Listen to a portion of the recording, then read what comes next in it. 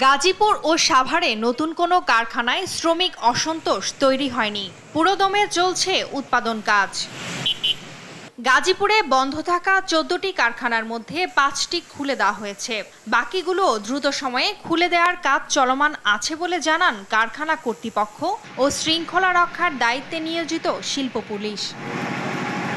দাবি মেনে নেয় খুশি শ্রমিকরা, এতে স্বস্তি ফিরবে বলে আশা কারখানা কর্তৃপক্ষের।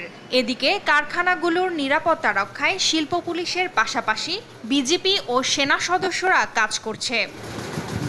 শিল্পাঞ্চল আশুলিয়ার 17টি কারখানায় উৎপাদন বন্ধ রয়েছে, তবে বাকি কারখানাগুলোতে কর্মপরিবেশ স্বাভাবিক, চলছে উৎপাদন।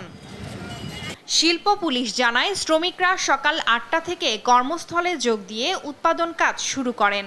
অধিকাংশ কারখানায় উৎপাদন চললেও এখনও অনির্দিষ্ট কালের জন্য বন্ধ রয়েছে 9টি কারখানা, বাকি 8টি কারখানাতে চলছে সাধারণ ছুটি।